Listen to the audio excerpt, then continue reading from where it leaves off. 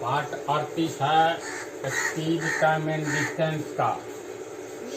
जो प्रॉब्लम है, दोनों टाइप का प्रॉब्लम पहले भी बतला दिए हैं। एक व्यक्ति धारा के अनुकूल 1 किलोमीटर 10 मिनट में, ध्यान से समझो, एक व्यक्ति धारा के अनुकूल 1 किलोमीटर 10 मिनट में तथा धारा के प्रतिकूल 30 मिनट में नाव चला सकता है। यानी इसमें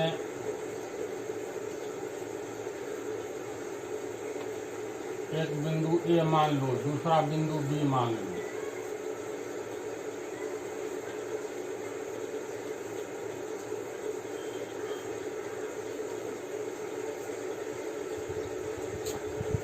ये नदी है,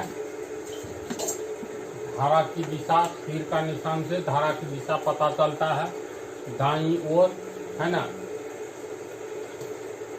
एक व्यक्ति धारा के अनुकूल 1 किलोमीटर 10 मिनट में, ए से बी मान लो 1 किलोमीटर है, तो 1 किलोमीटर को मीटर में बदलेंगे तो 1000 मीटर होगा ना, या किलोमीटर ही रहने दो, 1 किलोमीटर।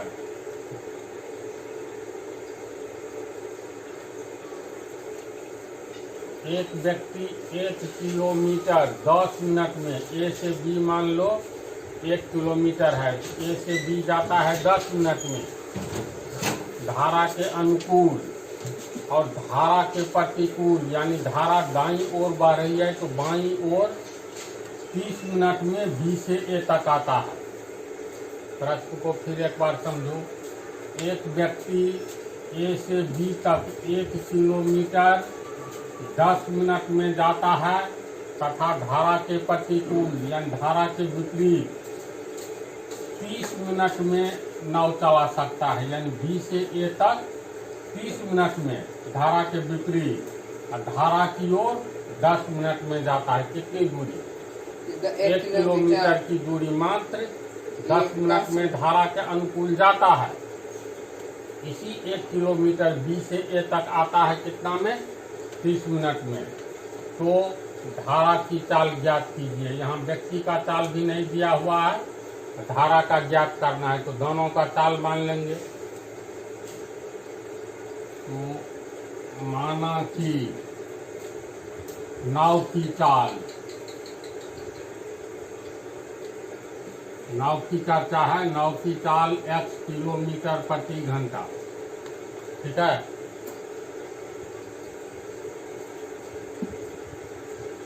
प्रति घंटा नहीं मान करके प्रति मिनट मान लो, m से मिनट, क्योंकि यहाँ मिनट की चर्चा है, लेकिन किलोमीटर के साथ घंटा मानना उचित होता है, तो x किलोमीटर प्रति घंटा। तथा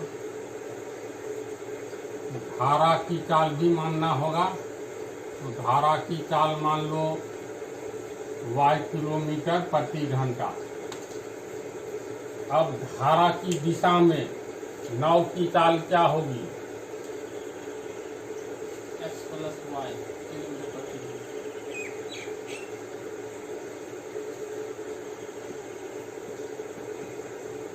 धारा की दिशा में नाव की चाल, धारा की दिशा में तो नाव की चाल को धारा मदद करेगा, तो नाव की चाल अजोर धारा की चाल, ये सब ब्रेन में कंप्यूटराइज्ड हुआ। धारा की दिशा में नाव की चाल अपनी चाल रहेगी, प्लस धारा की दिशा में है तो धारा सहयोग करेगा, तो नाव की चाल जोर धारा की चाल। नाव की चाल कितना माने हैं? x किलोमीटर प्रति घंटा। धारा की चाल माने हैं y किलोमीटर प्रति घंटा। किलोमीटर प्रति घंटा कॉमन ले लोगे तो x + y किलोमीटर प्रति घंटा। समझा? व्यक्ति जब ए से बी तक जाता है 1 किलोमीटर, तो उसको 10 मिनट लगता है। ए से बी तक जाने में कितना समय लगेगा, इसके अनुसार निकालेंगे। जो धारा की दिशा में नाव की चाल है x प्लस वाई किलोमीटर प्रति घंटा, यानी x प्लस वाई किलोमीटर जाने में 1 घंटा लग रहा है। तो 1 किलोमीटर जाने में कितना, इसीलिए ये ए से बी तक 1 किलोमीटर जाने में कितना लगेगा, समझ रहे हो। तो चूंकि x प्लस वाई किलोमीटर धारा की दिशा में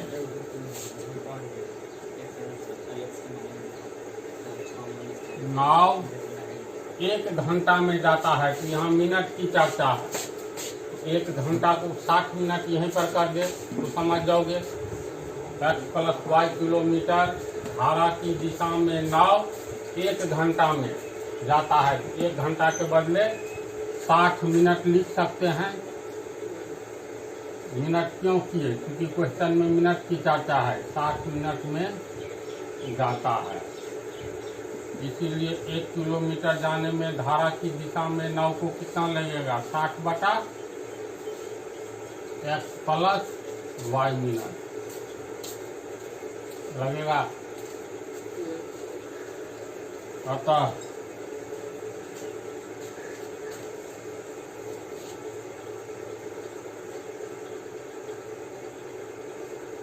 धारा की दिशा में 1 किलोमीटर धारा की दिशा में नाव 60 बटा x प्लस वाई मिनट लेता है। अतः धारा की दिशा में 1 किलोमीटर जाने में नाव को लगा समय कितना, बोलो। 60 बटा x प्लस वाई मिनट। 60 बटा x प्लस वाई मिनट, समीकरण 2।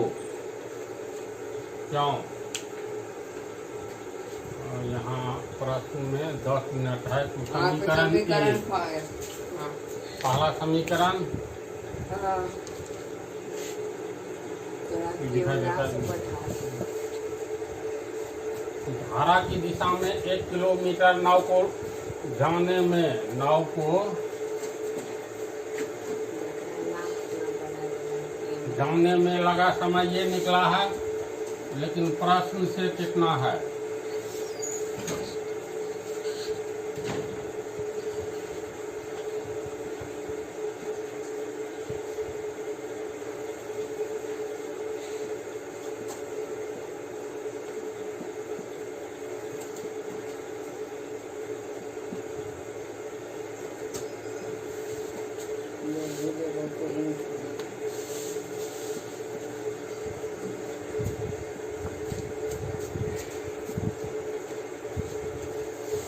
देखो प्रश्न में है 1 किलोमीटर 10 मिनट में नाव जाता है धारा की दिशा में, तो ये 10 मिनट, इसको समीकरण 2 मान लो। तो समीकरण 1 में हम लोगों को निकला है धारा की दिशा में 1 किलोमीटर नाव को जाने में लगा समय इतना मिनट। अब प्रश्न में है धारा की दिशा में नाव को 1 किलोमीटर जाने में लगा समय 10 मिनट। तो समीकरण 1 और 2 से दोनों बराबर होगा, क्योंकि 1 ही किलोमीटर जाने में ये समय लग रहा है दोनों। ये 10 मिनट इसके बराबर है और ये इसके बराबर है, तो लिख सकते हैं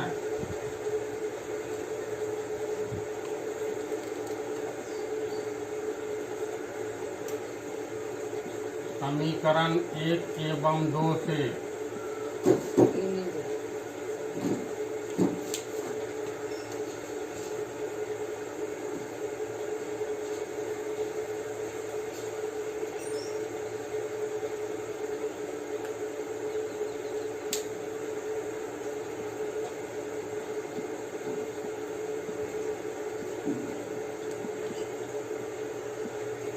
दोनों 1 किलोमीटर ही जाने में लगा हुआ समय है, जो समीकरण 1 और 2 से बराबर हो जाएगा। इतना तक समझ गया। अब ये है इक्वेशन, इक्वेशन में मिनट मिनट हट जाएगा, ये बच गया तुमको 60 बटा x प्लस वाई बराबर 10। तिरछा गुना करेंगे तो 60 बराबर 10 x प्लस वाई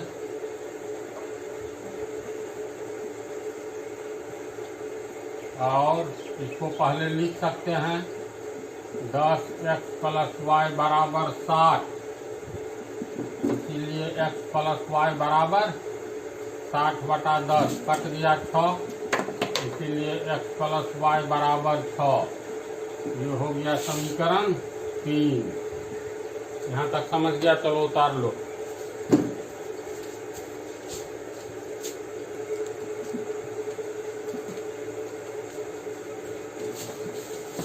ये तीसरा समीकरण निकला। फिर देखो, धारा के विपरीत 1 ही किलोमीटर आता है तो 30 मिनट लगता है ना। तो धारा के विपरीत नाव की चाल क्या होगी? धारा के विपरीत आदमी तैराक हो या नाव हो, जैसे यहाँ पर नाव की जगह स्टीमर भी हो सकता है, तैराक भी हो सकता है। जब ये धारा की दिशा में हो तो नाव की चाल जोर धारा की चाल। क्यों? धारा हमेशा अपनी दिशा में वस्तु पर बल लगाएगा और उसकी चाल को बढ़ा देगा। तो स्टीमर हो या तैराक हो या नाव हो या सर्प हो, कुछ भी, तो हिसाब में सब में वही फार्मूला रहेगा। धारा के विपरीत रहेगा तब विरोध करेगा, है ना, तब नाव की चाल में से धारा की चाल घटा देंगे। और जब धारा की दिशा में रहेगा तो जुड़ जाएगा। इस पॉइंट को हमेशा याद रखो। तो धारा के विपरीत नाव की चाल क्या होगी? तो नाव की चाल का विरोध करेगा धारा की चाल। नाव की चाल में से माइनस हो जाएगा धारा की चाल। ये सब गुस्सवा हिसाब तुम्हारे लिए हो जाना चाहिए। नाव की चाल x किलोमीटर माने हैं, धारा की चाल y किलोमीटर, तो x माइनस y किलोमीटर प्रति घंटा होगा। इसका अर्थ है धारा के विपरीत नाव x माइनस y किलोमीटर जाने में 1 घंटा ले रहा है। तो धारा के विपरीत 1 किलोमीटर आने में कितना समय लगेगा? तो चूंकि धारा के विपरीत नाव x माइनस y किलोमीटर 1 घंटा में आता है। 1 घंटा को यहाँ 60 मिनट लिख सकते हैं क्योंकि मिनट की चर्चा है ना। तो धारा के विपरीत नाव x minus y kilometre 60 minute में आता है। इसलिए धारा के विपरीत नाव 1 किलोमीटर कितना मिनट में? तो 60/x माइनस y मिनट में आएगा ना। अतः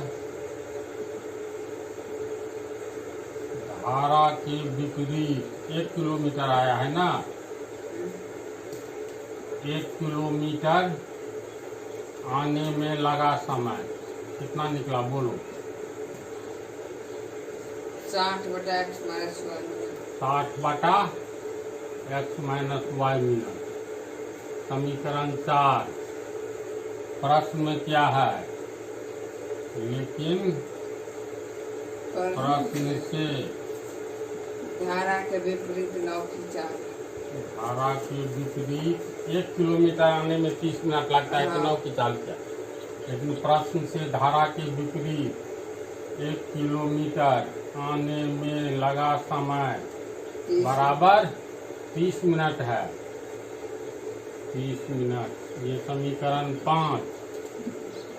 हम लोग को निकला है 1 किलोमीटर धारा के विपरीत आने में 60/x मिनट y मिनट लगता है, x माइनस y मिनट। प्रश्न में है इसी 1 किलोमीटर आने में 30 मिनट। इसका मतलब दोनों समय बराबर है। ये 10 मिनट के बराबर है। तो समीकरण 4 और 5 से ये 10 मिनट मतलब ये बराबर ये 30 मिनट हो जाएगा। अब समीकरण 4 और 5 से 60/x माइनस y मिनट बराबर 30 मिनट। समझा इसको? दोनों ओर से मिनट हटा दो तो 60 बराबर 30 रहने दो, x माइनस वाई से गुना हो जाएगा। ये हो गया 30x माइनस वाई बराबर 60, इसीलिए x माइनस वाई बराबर 60 बटा 30 बराबर 2 होगा।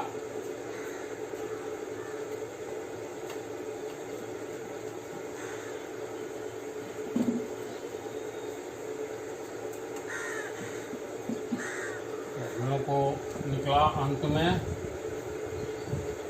इसलिए x माइनस वाई बराबर 2 कमा समीकरण होगा। 5 तक मान लिए समीकरण 6। अब समीकरण 3 और समीकरण 6 को क्या करोगे? जोड़ भी सकते हो, घटा भी सकते हो, है ना। अब समीकरण 6 एवं 3 को जोड़ने पर x माइनस वाई बराबर 2, x प्लस वाई बराबर 6, 2x कट गया, 2 6 8, इसीलिए x बराबर 4, 8 बटा 2 4। अब x का मान समीकरण 6 में या 3 में जिसमें रखो, चलो 3 में रखते हैं। अब x का मान 3 में रखने पर समीकरण 3 लिखेंगे पहले, x प्लस वाई बराबर 6 है समीकरण 3, x बराबर 4 प्लस वाई बराबर 6, इसीलिए y बराबर 6 प्लस 4 इधर जाएगा तो माइनस 4 बराबर 2, तो x बराबर आया है कितना 4, y बराबर 2। x हम लोग किसको माने? नाव की चाल, इसलिए नाव की चाल बराबर x किलोमीटर प्रति घंटा माने है ना, x की जगह 2 दे दो, किलोमीटर की जगह किलोमीटर, घंटा की जगह घंटा, यानी नाव की चाल 2 किलोमीटर प्रति घंटा तथा धारा की चाल, धारा की चाल बराबर y kilometre per hour. y का मान कितना आया? y की जगह 2 लिखो, किलोमीटर की जगह किलोमीटर पर आवर, धारा की चाल 2 किलोमीटर पर आवर। x का 4 निकला है। हाँ, x माने है नाव का, ये 4 किलोमीटर हो गया नाव की चाल, और धारा की चाल 2 किलोमीटर प्रति घंटा, नाव का 4 किलोमीटर प्रति घंटा। तो इस टाइप का हिसाब अब बन जाना चाहिए तुमसे। जो कॉम्प्लिकेशन होगा, जो जटिल होगा, वो हम बना देंगे। तो अब इससे आगे बतला दिए हैं ऐसा, लेकिन फिर भी इससे आगे वाला देखो।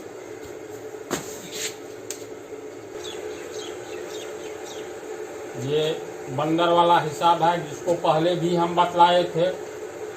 यदि 28 मीटर ऊंचाई वाले वृक्ष पर कोई बंदर पहले 7 मीटर ऊपर चढ़कर दूसरे मिनट में 2 मीटर नीचे फिसल जाता है, तो उसे ऊपरी सिरे तक चढ़ने में कितना समय लगेगा?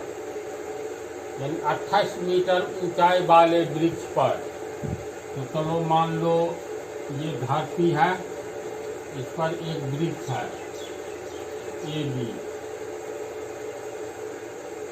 ए बी वृक्ष पर बंदर को ऊपर की ओर चढ़ना है। इसकी ऊंचाई कितना है? तो 28 मीटर।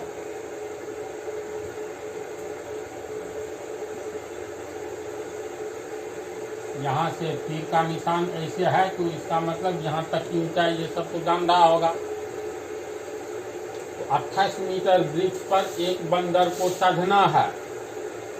तो बंदर पहले 7 मीटर ऊपर चढ़कर दूसरे मिनट में 2 मीटर नीचे फिसल जाता है। पहले मिनट में कोई बंदर पहले मिनट में 7 मीटर ऊपर चढ़कर दूसरे मिनट में 2 मीटर नीचे फिसल जाता है। तो मान लो यहाँ तक ये बिंदु सी पहला मिनट में यहाँ तक चढ़ा और दूसरे मिनट में ये पहला मिनट में कितना चढ़ता है तो 7 मीटर है ना, 7 मीटर। तो ए से सी तक 7 मीटर यहाँ तक गया 7 मीटर। अब फिर यहाँ से दूसरे मिनट में 2 मीटर फिसल गया। तो मान लो ये 2 मीटर नीचे आया तो 7 में से ये 2 घटा दो तो 5 मीटर हुआ। ये बिंदु सी मानो, तो इसका अर्थ है ये बिंदु सी तक 5 मीटर हुआ। यानी इस बिंदु तक 5 मीटर तक आने में, चढ़ने और फिसलकर आने में 2 मिनट का समय लगता है नहीं जी। देखो ये एक ही नियम पर ये हिसाब नहीं बनता है, लास्ट में ब्रेन की आवश्यकता होती है। इसमें कैसे होती है तो समझते जाओ, ढंग से समझ जाओगे। तो 5 मीटर गया, 2 मिनट समय लगा इसको। पहला जंप में जहाँ 7 मीटर गया, दूसरी बार फिसल गया, यानी 1 मिनट में 7 मीटर चढ़ा, 2 मीटर फिसल गया, यानी 2 मिनट में मात्र गया 5 मीटर। तो इसका अर्थ है यहाँ पर आ जाओ, तुमको यहाँ तक आने में 5 मिनट की, ये 5 मीटर की दूरी तय करनी पड़ी। समय कितना लगा? 2 मिनट।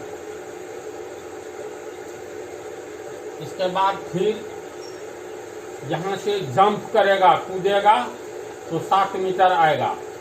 1 मिनट में 7 मीटर कूदता है तो 5 और 7 कितना हुआ? 12। चौथे मिनट में, ये तीसरा मिनट में कूदेगा, चौथे मिनट में फिसलेगा, 5वें मिनट में कूदेगा, 6ठे मिनट में फिसलेगा। यानी एक बार कूदेगा तो एक बार फिसलेगा। यह काम कहाँ तक चलता रहेगा तो ध्यान से देखो। तो 5 और 7 12, तीसरा मिनट में 12 मीटर यहाँ तक आया। अब फिर 2 मीटर, चौथा मिनट में 2 मीटर फिसल गया, तो 12 में से 2 घटाओ तो 10।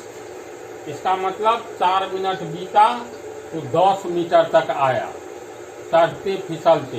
है ना ऐसी बात? यहाँ तक हो गया तुमको, यहाँ तक हो गया 10 मीटर, यानी कि 5 मीटर यहाँ तक। फिर यहाँ से यहाँ तक हो गया 5 मीटर, तो यहाँ से यहाँ तक 10 मीटर। ये इसको चौथे मिनट में, 4 मिनट में यहाँ तक पहुँचा है, इस बिंदु तक। है ना ऐसी बात? इस तरह देखोगे, फिर कूदता है 7 मीटर, 2 मीटर फिसलता है, यानी फिर 2 मिनट लगा 5 मीटर चढ़ने में। समझ गया? तो इस तरह यहाँ तक फिर 5 मीटर तक आया, टाइम लग गया इसको 6 मिनट। 1 मिनट चढ़ने में, दूसरा मिनट फिसलने में। फिर 5 मीटर आओ तो 1 मिनट चढ़ने में, दूसरा मिनट फिसलने में। तो यहाँ इसको कितना लगा? फिर 2 मिनट, यहाँ चौथा मिनट बीता, यहाँ 6ठा मिनट, 7वां में जंप किया, 8वां में फिसला, तो यहाँ 8वां मिनट में है वो। 8 मिनट में फिर 5 मीटर गया। तो देख लो, 5 और 5 10, 5 15, 5 20 मीटर तक चला गया है ना?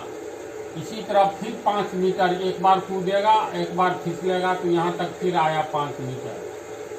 तो ये हो गया 9वां मिनट में कूद का, 10वां मिनट में यहाँ आ गया। तो देखो 10 मिनट में कितना ऊंचाई तक चढ़ लिया है, यहीं पर निर्णायक मोड़ है। तो 5 5 10, 5 15, 5 20, 5 25, यहाँ इस बिंदु पर आ गया तो 25 मीटर की दूरी तय कर लिया ऊपर की ओर। अब टोटल 28 मीटर है, तो ये 25 मीटर हो गया, तो 3 मीटर ये, तब ना 28 मीटर। अब मात्र 3 मीटर जो बच गया है, ये 3 मीटर यहाँ से लेकर के यहाँ तक 3 मीटर है। तो अब जो कूदेगा 11वां मिनट में, ये तो 7 मीटर कूद सकता है। लेकिन ऊंचाई है 3 मीटर। और इस बार जो 3 मीटर में जितना ही समय लगेगा, इस बार ऊपर में बंदर बैठ जाएगा, फिसलेगा ही नहीं। है ना ऐसी बात? तो इसका अर्थ है अंतिम 3 मीटर जंप करेगा, 11वें मिनट में कूदेगा, लेकिन 3 मीटर पर ही ऊपर में बैठ जाएगा और फिसलने की नौबत नहीं आएगी। तो इसको हम लोग अलग से निकालेंगे। 7 मीटर जंप करता है 3 मिनट में, करता है ना? 7 मीटर जंप बंदर 7 मीटर कूदता है, कूदता है 1 मिनट में। इसीलिए 1 मीटर कूदेगा 1/7 मिनट। एक नियम से दायां वाला ऊपर, बायां वाला नीचे, है ना, मिनट में। इसीलिए 3 मीटर बच रहा है, तो 3 मीटर 1/7 गुने 3, तो 3/7 मिनट। 3 मीटर में लगा 3/7 मिनट, यानी अंतिम 3 मीटर, अंतिमे वाला 3 मीटर है ना, अंतिम 3 मीटर कूदकने में लगा समय इतना लगा है 3/7 मिनट। और यहाँ तक जाने में, ये 25 मीटर जाने में 5, 5, 10, 5, 15, 5, 20, 5, 25, इतना तो 10वां मिनट में यहाँ पर पहुँचा है 25 मीटर। ये तो 3 मीटर में लगा समय है, तथा 25 मीटर की ऊंचाई तक जाने में कितना समय लगा? 10 मिनट लगा है ना। तथा 25 मीटर जाने में लगा समय, तो 25 मीटर जाने में कितना समय लगा? 10 मिनट। अब ये 3 मीटर अंतिम वाला और 25 मीटर यहाँ तक जोड़ देंगे तो पूरा ए से बी तक 28 मीटर का वृत्त हो गया। तो दोनों को जोड़ दो, इसीलिए 3 और 25 28 मीटर जाने में लगा समय। तो दोनों को जोड़ेंगे तो 3/7 मिनट जोड़ 10 मिनट, कितना हो गया? ये हो गया 10.3/7 मिनट। 10 7 70 3 73/7, 73 में 7 से भाग दोगे, इतना मिनट में बंदर पहुंच जाएगा। तो बोलो समझ गया? इसमें ये तो विश्लेषण सहित बतलाए, इसको और भी दूसरे ढंग से भी सोच सकते हो। जब ऊंचाई दिया रहे तो ये देख लो, एक बार में चढ़ता है तो दूसरे बार में फिसलता है। तो इस तरह 2 मिनट में कितना दूरी जंप करता है। जैसे ये है, चलो ध्यान दो, ये AB वृक्ष है, ठीक है, वो 28 मीटर है। बंदर एक बार 7 मीटर जंप करता है, कूदक कर जाता है, दूसरे 1 मिनट में, दूसरे मिनट में 2 मीटर फिसल जाता है, यानी 5 7 - 2 बराबर यहाँ तक ये 5 मीटर की दूरी तय किया, कितना में? 2 मिनट में, है ना। अब इसको डबल करते जाओ, अगला 5 मीटर भी एक बार जंप करेगा, फिसलेगा, तो अगला 5 मीटर, यहाँ से यहाँ जाने में फिर 2 मिनट लिया। अब चलो बढ़ाते जाओ, फिर अगला 5 मीटर, समझ गया? ये 2 मिनट फिर लिया, फिर आगे बढ़ाओ, अगला 5 मीटर, फिर 2 मिनट लिया। इधर हिसाब किताब ये देखो, 28 मीटर से आगे तो नहीं चला गया, तो अभी 5, 5, 10, 5, 15, 5, 20 ही आया है। तो अगला ले लेंगे 5 मीटर में, फिर यहाँ तक आया, यहाँ से यहाँ 5 मीटर, फिर लिया 2 मिनट।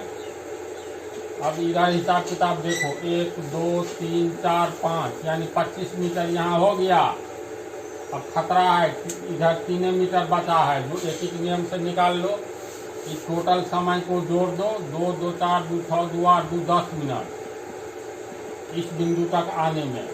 इसका अलग से निकाल लो। ये देख लो, ये 25 मीटर की ऊंचाई तक चला गया है, तो इसका मतलब 3 मीटर ना बच रहा है। तो 10 मीटर, ये 1 मिनट में जाता है 7 मीटर, तो 1 मिनट से 7 मीटर जाने में 1 मिनट, इसलिए 1, इसीलिए 3, इस तरह से निकाल लेंगे, अब बन जाएगा। तो चलो रहने दो।